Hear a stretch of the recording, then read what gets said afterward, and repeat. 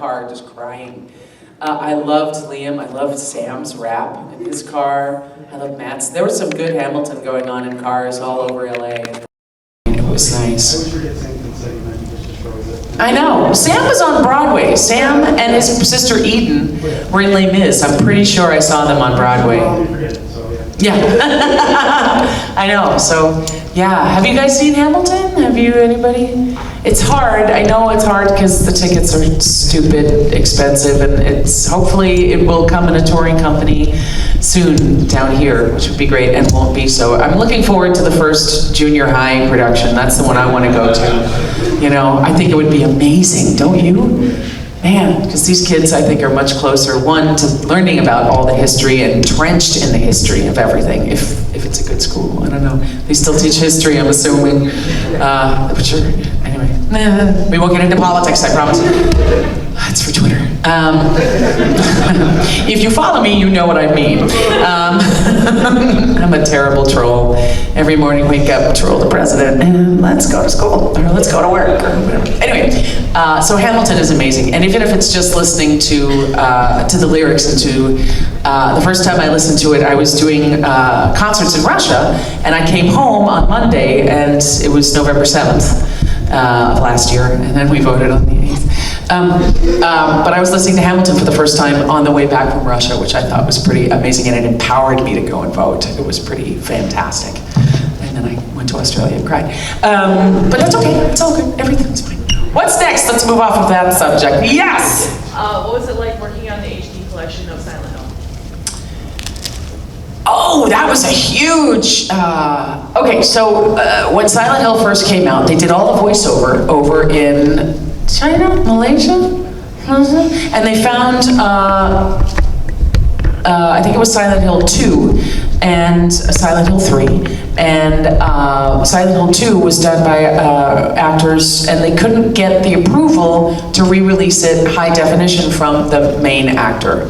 So I was approached by Tom Hewlett, who I'd been working on a lot of the Silent Hill games with, second directing some of the voiceovers on all of those. And we'd just done Book of Memories, I think it was called. So he said, we're gonna redo it and we can't get approval, sign off. It was non-union back then. So we're gonna redo it and we want you to direct it. And I was just thrilled because I'm so invested in the series and so invested in the world of Silent Hill. So I was excited to be able to make sure that it was taken care of and that people would treat it with respect. But boy, did we get hate mail. We got a lot of hate mail, and I said stupid things because that's what I do. Good morning, good morning. How are you? Awesome, how are you today? Very well, thank you for coming so early. Oh, that's okay. Just happy you're here. Well, we seen you yesterday, you were so awesome. Oh, thanks. I'm less awesome today. No, I'm kidding. So it was very strange and wonderful to go in because I hadn't played the games. I'm a big chicken. And what I love about Silent Hill is that you can only see as far as your flashlight, as your lighter. So everything you're hearing, the sound design on Silent Hill, and if you haven't played it, it's old school, go back and play it because it adjusts your fear. How can I say this? Everything that you are hearing in your own mind, you make into whatever terrifies you the most. So it's a very personal experience, all through sound. The sound design on Silent Hill, I think, is sort of genius. So it was really fun to go back and actually look at all the cutscenes because I'd never seen them. So I finally knew what the plot was in Silent Hill, and then all of a sudden, Silent Hill 3, they walk into this amusement park, and I was like, oh, that's me singing. Wow, I never knew where the songs went and where, you know, it was kind of a wonderful experience, and mixed in with a lot of hate mail from people that were just, do not mess with my original Silent Hill. Don't redo it, how dare you. It's just like doing anything. It's like redoing Powerpuff Girls or Sailor Moon or anything else. We got a lot of hate mail. Which made me sad because I was so proud to be a part of it and to be able to work on, you know, the second and the third one and redo it with like Troy Baker and Laura Bailey, and it was the whole kind of Critical Role cast pretty much. Liam O'Brien, I mean, we had so much fun doing it. So I hope, and now that years have passed, that people will be able to appreciate both versions. I would actually love if they did a remake of Silent Hill 4. I'm a huge Silent Hill 4 nerd. Is that the room? Yes. Yes. I love the room. We never got out of the room. Oh, I tried. I was like, all right, this one I'll start to play. I will play this game, and I couldn't get out of the room. I love the room. It's one of my favorites. Yeah, the music from the room is Yes, some of my favorite. Soundtrack too. Oh, yay, I'll tell Akira. We keep hoping. I want to go back and do a remastering of all of those, but do them in a different, like just have, just do the letter with like a cello and a steel drum or something weird, and completely re-envision it with more mechanical sounds, and strip it down, and just for conventions and stuff, to be able to have something new. I don't know that Konami would let us do it, but it would be nice. It's a cover song. We can do cover songs, right? Sure. Yeah. This is just, this might trigger a little bit of people, but Okay. if Silent Hill had a Pachinko game and they asked you to sing for that Pachinko game, would you? Yes. Yes. We did. I just directed a Pachinko game, two Pachinko games which is a very strange, wonderful thing, because I do sort of love gambling, and which is why I was a perfect fit to play Tsunade in the games, because drinking, gambling, all me. Thank you. And well, I didn't have kids, so I'll do that instead. So to play Pachinko, and I actually went into a Pachinko parlor in Tokyo. And the sound was unlike anything I'd ever heard. It's all the high-pitched balls and the bells and the whistles and everything. And so, so I got to direct a Pachinko game for Devil May Cry 4. And they did another one. I just directed another for Devil May Cry 4. I don't know why that's still so big, but it is. And somebody, I think his name was Armando Flores, actually sent Steve and I the Cowboy Bebop Pachinko game. A legit Pachinko game. It's insane. It's insane. So yeah, I would do, but I would imagine they would just reuse the songs if Konami wanted to do a Silent Hill game. I thought they actually had one, but I don't know. But I would imagine they would just reuse the songs. That's what they did in the movies. They reused a couple of the songs for each movie, and then we did a couple new ones. So yeah, I would love to. I wish they'd do it in Vegas. That would be really fun. Speaking of Silent Hill, Sure. back when Silent Hill 3 came out, it was paired with the soundtrack. Mm-hmm. I played the heck out of that soundtrack. I just want to say, excellent job. Thank you. I love that soundtrack. I don't know much about your history, but how did you get into singing? Oh, I've been singing my whole life. My family, as every family needs to get together on a level and not fight, we used singing. We used music. So my parents were both in a cappella groups when they were in college, and they would teach us all 4-part harmonies and stuff, and we would just sing and sing. And I sang in the choir when I was a kid, and sang in the church choir, and then at school we had a choir, and then I auditioned for all-state choir, and I got into that, and then I went up to Interlochen in Michigan, the National Music Camp, and I sang there, and it was a real release for me, because I was kind of a moody little kid, and so it was a great way for me to find an outlet, something creative. I think is always a great way to sort of funnel all the nuts that we all feel in our lives, and you find everybody's got their own thing, and for me it was singing, and I loved singing. When I first came to Los Angeles, I sang at a place called the Smokehouse in Burbank, which is right across the street from Warner Brothers, and the cast and crew from Night Court would come in on Friday nights and say, "Sing Hanky Panky," because Dick Tracy had just come out, so I sang a lot, and then I started singing up at Universal Studios at Beetlejuice's Rockin' Graveyard Review, Bride of Frankenstein. I could not dance to save my life, but I could sing, so I think that's how I got, and they just sort of looked the other way when I ever had to dance.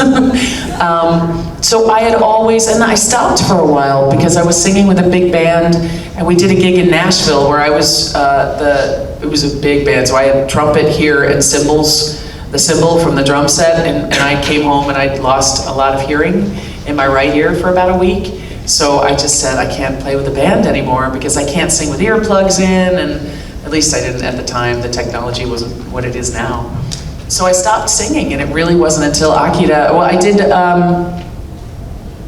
Ace Combat Zero's song, The Journey Begins, and that's what, for this studio. And then Akira approached the same studio and said, I've got this, I need to find a singer, and so they had auditions, and they sent in the the journey begins, and that's how I got it. And I've just been singing with Akira ever since. But I sang on Quantum Leap with Scott Bakula. When I was doing on camera, I did the second to last episode of Quantum Leap, I think, and he leapt into Elvis Presley. And Elvis had to save a young girl who used to throw up every time she tried to sing. And I was the girl who threw up. That'll be on my tombstone. I was the girl who threw up. So I've been singing my whole life. It's just sort of been a part of who I am and my existence. Acting came a lot later because I have an identical twin, and they would say, well, we can't just cast one of you, that's not fair, so you be in the chorus. And I'm like, all right, I'll play the bassoon. And you be in the chorus, and that way I still get my individuality, which was sort of a big deal for me. So yeah, I've just been singing my whole life. It's probably akin to breathing for me. I just love doing it. I just sang, you guys know who Michelle Ruff is? Voiceover actor. She just got married in Italy a week ago, and Steve and I sang at her wedding. So it was amazing. So yeah, I'll sing everywhere, to the point where people are like, would you stop singing, please? I'll stop singing. Yeah? Yeah, so if they asked you to be in the movie Sharknado, Yes. Yes. With DC Douglas. I would be in it with DC Douglas and Robbie Wrist in a heartbeat. Yes, yes, yes, yes, yes. I would be the singer that threw up in Sharknado 6 and got eaten by a shark. yeah, the first one is going to be out tomorrow. Oh, tomorrow? Tomorrow. Oh, so it's a Sunday night. Is it up against Game of Thrones? It's totally going to beat Game of Thrones.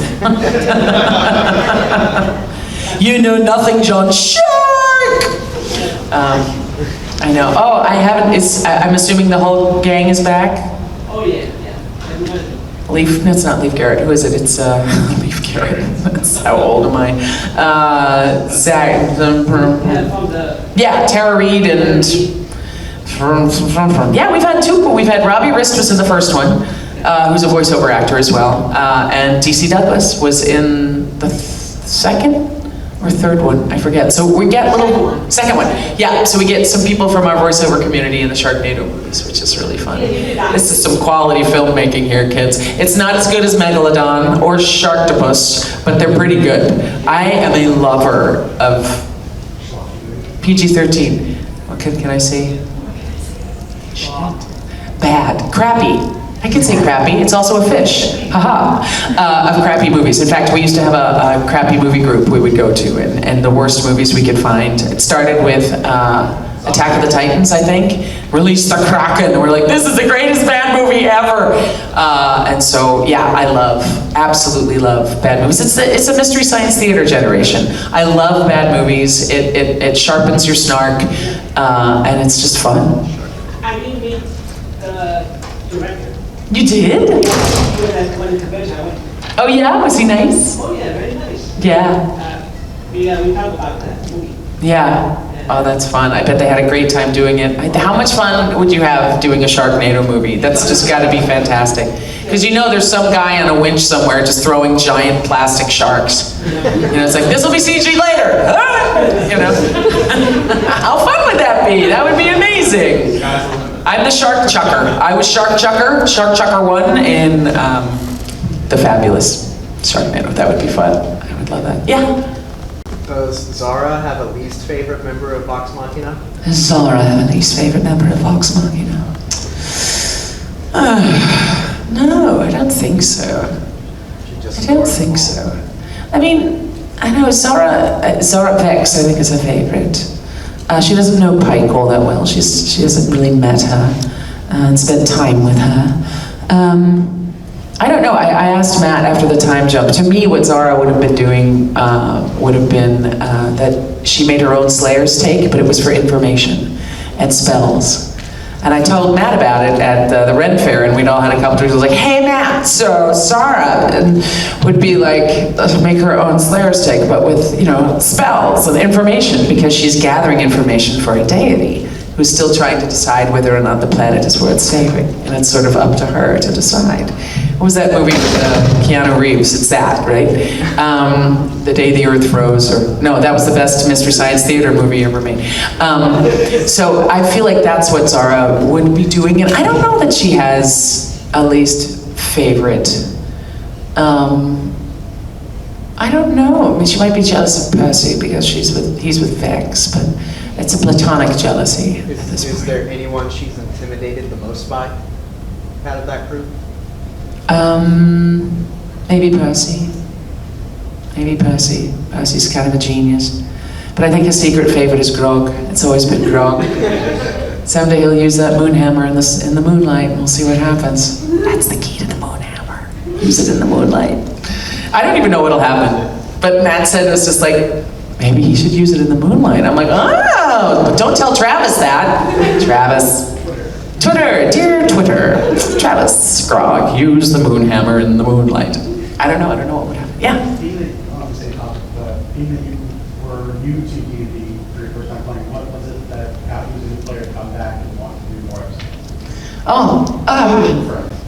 Other than world building with your best friends, it was the week in between of Sam and I were directing at the same studio, and I remember coming out during a break and just like, do you think I can cast mass suggestion on the Frost Giants? Are we supposed to talk about this? What is this? Is this metagaming? What is this? Am I doing this? Are we not allowed to talk about this? And I realized I spent an entire week trying to figure out whether or not I could cast, what it would take to make mass suggestion work on the Frost Giants. And that moment when Taliesin said, I hold my turn to see what happens, was one of the most exciting moments. I was like, oh my God, so they're gonna see, we're all gonna see what happens and we don't know. And it was just so, I'm getting goosebumps thinking about it right now. That's what it was. And then the next week, knowing that the dragon was coming, and our new game, I've got 3 wands that I've attuned to, and they all do different things, and I don't know what I'm gonna roll. I have not, speaking of no trailers, I haven't read the Wild Sorcerer spell list, just so I'm surprised whenever I roll it.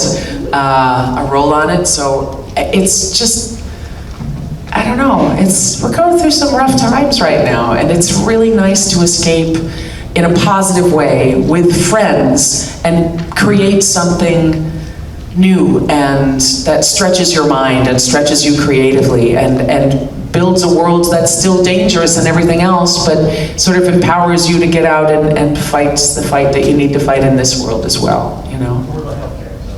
Yeah, yes, that's what my Sorcerers is all about, is affordable healthcare, 100%. One of my wands will make that happen very soon. We just need to get back and play, that's it. Wild magic, you have no idea. And then I become a plant, you know, a potted plant, and there's no healthcare, except for some good water and maybe some sunlight, you know. But really, that's all we need, right? Yeah? Do you voice Nina Williams in Tekken? I do. I've voiced Nina Williams in Tekken for 4,000 years. No, yeah, for a long time. And she's one of those, it was kind of like Silent Hill, where she would, every year and a half, I'd get a call and be like, hey, we're doing more Tekken. I'm like, really? Okay. What did I play again? Like, oh, Nina, yeah. You know, so it's always fun to see where you are in your life, you know, between, I mean, I could sort of write it on a map of what was happening in my life during all the different Tekkens, because there's so many different versions of it, and it was so fun to always play Nina. Yeah. I guess converse with Harada. Who played her? Oh. That's the creator. Oh no, I wish. As a voice monkey, you just go in the booth and do your stuff and read the lines, and usually if it's adapted from something in Japanese, they may have some Japanese clients there, but very rarely will they have, like when we did Cowboy Bebop, I met Watanabe-san after we finished, so I never got to meet. But I have such respect, and it's such a cool world that they created, so yeah. How cool is it to be part of the Sailor Moon universe now, and the Sailor Moon Crystal? Part of the, Sailor Moon? Yeah, it's awesome. It's crazy. And Robbie Damon's here. He just flew in. I saw him this morning, so he's here today. Go talk to him about all the, you know, what does he plays? Tuxedo Mask? Yeah. But you're in it too, with being the queen. Yeah, I'm, is it Metalia? Queen Metalia. I was the really evil fog. Yeah. For a while, just like, I never have to think anything. She's just floating in the ether, just being evil. It was fun. It was really fun. It was sort of strange. I knew of Sailor Moon when I was a kid, and Yu-Gi-Oh! And all these other shows, and Speed Racer, and all this sort of fun thing. I I wasn't into it all that much. I was more into Bugs Bunny. And I stayed true to Bugs for years. Even when Hanna-Barbera came out with all that stuff, I was like, that's nice, but I really like Bugs Bunny. But I did get into, I would watch a little bit of Yu-Gi-Oh! And Pokemon and everything else, but I think by the time that came out, I was a little old for it. I was watching Dungeons and Dragons, which is my favorite cartoon, and which is where our D&D game is set, is in the world. Like, we just found Presto's hat. That was our first thing. I'm so excited. But I knew of it, and I also wasn't the girliest girl, and I always felt like, oh, Sailor Moon's really girly, and I was more into Lego. Like, I was building, landscapes out of Lego, and so I was just sort of outside the Sailor Moon. I was on the periphery of Sailor Moon. So to be able to go in and be a part of it was sort of amazing. It was really fun, especially to be sort of a bad guy in it. It was great. But I love Stephanie Shea, and I love this whole new cast. Lauren Landa, who is, you guys know Lauren Landa? She plays one of the new Sailor Moon girls, and she was always a fan of anime, and I met her at a convention when she was just a fan, and now she is a very well-established working actor in anime and animation, and it's just kind of amazing. I mean, we meet so many people at conventions who say, how do I get into voice acting? And you'd be surprised at how many of you guys actually do and become very successful in it. It's wonderful for the rest of us, because there really is enough work to go around. I firmly believe. Some people don't think that, but voiceover there is. And it's not a catty world, it's a very welcoming. If you ever want to know what it's like to do what we do, John DiMaggio did a documentary called I Know That Voice. And check it out, it's really fun. And it goes through anime and animation. It starts with Mel Blanc and goes up, and he interviews all of us. Billy West, and it's of course John DiMaggio, Jennifer Hale, Steve Bloom, Dee Baker, all these people that you may not recognize but you know their voice. That's why it's called, I guess, I know that voice. Brilliant. Yeah. Your time in Code Geass as Princess Cornelia, I know you said you like playing powerful women, which she is. What is that all like? It was fun. It was fun because I would always go in and you'd hear actors who would come in before me, so I got to play off of them, and it would be like playing off of your, again, best friends. There's Travis Willingham and Roger Craig Smith, and it was with this amazing director, Kevin Seymour, who he passed away about 4 years ago. But he did Akira and Ghost in the Shell, and Kevin was so much fun to work with. And it was really great. I mean, I love Johnny Young Bosch, and it's always fun to find a way to torture Johnny, because I directed him on Wolf's Rain and Tenkai Nights and Bleach, and when I directed a little bit of Bleach. So to get to work, yeah, there he is. So to get to work with him on camera, as a voice, is an amazing thing. It was really fun. Yeah. How was the recording for Xenoblade Chronicles? Xenoblade Chronicles, wow, how long ago was that? Yeah, it was a long time ago, right? I don't remember much of that one, to be honest. There are a lot of, another thing about voice acting is that they usually don't give you the script unless it's, original animation. You usually don't get the script beforehand, so you go in and a lot of it is cold reading. If you want to be a good actor, learn how to cold read, because you're going to be thrown in the booth.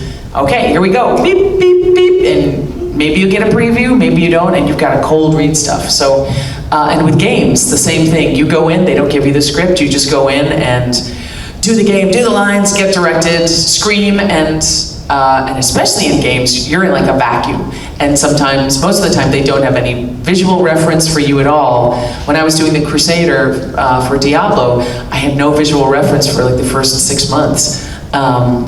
And so you walk out of a session, you're very much in the moment in the session, and you walk out, and sometimes it just, you go on to the next, So I have happy general memories of that project, but it's hard to remember. Plus I had 2 martinis last night. Yes?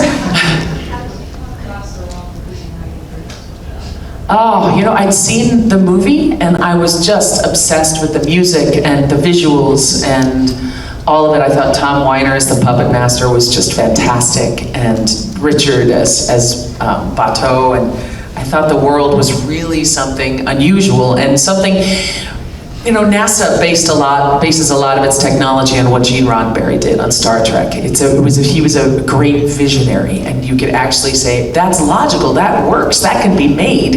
And if it was, that would be an amazing advance in human technology. I felt that way about Ghost in the Shell, looking at all of this stuff, not understanding half of it, but just thinking, oh my gosh, that's conceivable. And now with virtual reality and the way the internet, because the internet wasn't that big back then at all, and now it is. And now it is probably conceivable to at some point be able to extract the energy that is us, the synapses firing and put us into another electrical current.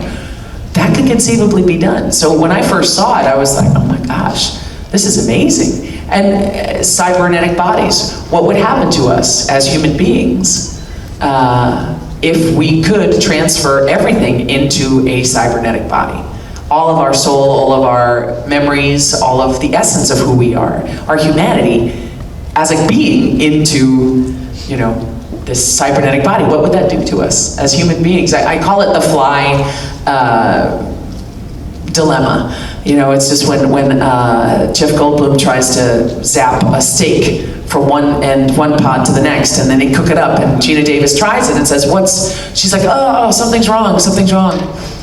What's it missing? The flesh. It's missing the flesh. And most of what we are as human beings is obviously an obsession with the flesh and each other and everything else. So what would that do to us as a species if we took away this major element of what we are and what makes us humans, which is the meat sacks? What would happen? It would be interesting. I don't know. So being a part of that world was pretty fantastic. Roundabout babbly, I had 2 martinis last night kind of way. Yeah. Who's your favorite person to work with? My favorite person to work with? Oh, I don't know. The person I'm working with at the moment, unless they're being poopy. Voiceover is amazing. It's a very intimate experience. When we do Tangled, we rarely have more than one actor in the booth. So it's a very intimate exchange of energy and creativity, and it's an engineer, sometimes a producer, the exec producer next to me, and Mandy or Zach or somebody in the booth. So every actor is different, every actor has a different way of working, and there are some processes that are amazing. People have amazing processes to work with. I'm trying not to answer this question directly because I don't want to pull. How about Steve Blue? Steve Blue is my favorite person to work with. I love him. I'll work with him in anything. Yes? Speaking of Tangled, yes. the character Cassandra is yes. lesbian. Will there be like the first Disney lesbian? I don't know. You don't know? I can't say anything. There's a great new strong female character introduced into the world of Tangled named Cassandra, and she will turn out to be one of the most pivotal characters in the mythology of Tangled. That's all I'll say. Because she seems like too strong enough to be, it just seems like there should be like a storyline with her. Oh, hold on to your butts. She's amazing, and Eden Espinosa is amazing, and where she goes will knock your socks off. I can't say anything else. I wish I could. Boy, do I wish I could. We just gave all of Chris Sonnenberg, and I sat down with James Monroe Eichelhart, who plays Lance, who's currently in Hamilton on Broadway, and just told him the whole mythology of what's to come, and he was just, oh my God, what, oh my God. So stay tuned. You'll see, it's going to be great. It's going to be wonderful. Yeah. How do you disconnect from work? Like, to calm down physically, emotionally, mentally? I go swimming, scuba diving, and astrophotography. I've gone down the rabbit hole, not as much as Roger Craig Smith has. We went to HawaiiCon 2 years ago and walked out on the beach. It's so beautiful. It was up on the Big Island, Hapuna, and the hotel shone a spotlight down on the beach, but I said, let's go beyond the spotlight. It's gotta be gorgeous out there. I see some stars. We walked out and the Milky Way just, wham, just hit us square in the head, and Steve and I laid down on the sand and just looked up. And for the first time, we felt like we were on a planet and we were on a spaceship Earth, floating and spiraling and soaring through the galaxy. And I had a camera with me, and Aaron Douglas, who's a great friend, who was the chief on Battlestar Galactica, had this exact same camera, and we met this amazing photographer called Warren Fintz, who runs a company called Epics Photography, and we said, how do we shoot? We don't know how to use these cameras that we have. And the Milky Way is insane. How do I shoot the Milky Way? And he says, well, I'll meet you tomorrow night, but tonight, just go out there and open the aperture all the way up. What do you got? I said, it'll open up to 2.8. Open it up to 2.8, do 1600 ISO, and set it up for 15 seconds and see what you get. And then start tweaking with it, and I have gone down the rabbit hole for astrophotography. So I'm obsessed with the Milky Way. I live in LA. We sometimes get Orion, that's it. And Cassiopeia, and no, there's Jupiter and there's Saturn. So to go out and look up and let your eyes adjust on a moonless night, you're just like, why is there a cloud? It's like, it's not a cloud, that's the galactic center. That's the core of the galaxy right there. That's the Milky Way, and it's beautiful, and it helps put things in perspective for me. My bucket list is to get on Virgin Galactic or whatever will take me up and give me some time in zero-G looking down on the planet. There's a great documentary, it's only about 20 minutes long, which talks to all the astronauts that have been up there, or a number of them, and they ask, how does being in zero-G looking down on the planet, how has that changed your life? And they said it has completely changed your whole perspective on us as a species, and you look down on this beautiful blue marble, and it's like, we have to protect this. It's the only one we've got. There's no planet B yet, you know, and that's what I want. That's my bucket list, is to head up. Are we done? Hey, I'm gonna go do a signing, so come down and we can talk about more stuff. And then, do I have another panel today? No. But Two signings today. I have 2 signings today. I'm gonna look up my thing. Martinis. 2 signings today from 12 to 1:45, and then another from 4 to 5:45. But then tomorrow morning we've got a great big panel at 11 with Steve and Scott McNeil. It's going to be dueling Wolverines, and I'll be in a sandwich in between, joyfully going, oh, it's snicked. So, see you guys later.